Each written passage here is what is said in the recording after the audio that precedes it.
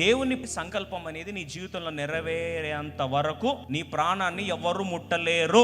యోబు గ్రంథం 14:5 మనుషుడు మించజాలని వయో పరిమాణము నీ వానికి నియమించి ఉన్నావు. ఒక టైం దేవుడు గీతాడని, దాని తర్వాత నువ్వు ఎంత కోటి డాక్టర్లు తీసుకొచ్చి బ్రతికించాలని ఆర్టిఫిషియల్ వెంటిలేటర్ సిస్టమ్ పెడితే కూడా నీవు బ్రతక చాలవు. దాని ముందు 100 మంది శత్రులు తీసుకొచ్చి పొడిచి నేను చంపాలని ట్రై చేస్తే కూడా సావవు. 139:16 నేను పిండమునై ఉండగా నీ కన్నులు నన్ను చూచెను, నియమింపబడిన దినములలో ఒక్కటైన ఫస్ట్ డే కూడా కాలేదు, నా దినములన్నయూ నీ గ్రంథములో లిఖితములాయను. డేట్ ఆఫ్ డెత్ ఆయన గ్రంథం రాసి పెట్టాడు. మత్తయి సువార్త 10:29-30-31 అంటాడు, అయ్యా పిచ్చుకల గురించి చూడు, అది నా ఆజ్ఞ లేకుండా ఒక్కటి కూడా నేలకు రాలదు. అసలు పిచ్చుకలు ఎక్కడ రాలి పడితే కూడా మనకు తెలియదు అంటే ఆలోచించండి. ఆ పిచ్చుక రాలంటే దైవ చిత్తానుసారమైన సంకల్పము పర్మిషన్ వస్తేనే రాలాలి. పిచ్చుక రాలంటేనే దైవ చిత్తానుసారమైన సంకల్పం ఆపరేట్ అయితే, మరి మన కొరకు ప్రాణాలే అర్పించిన దేవుడు, తన స్వరూపంలో తయారు చేసుకున్న దేవుడు, మరణం రావాలంటే తన చిత్త ప్రకారమైన సంకల్పము లేకుండా మరణము రాదు.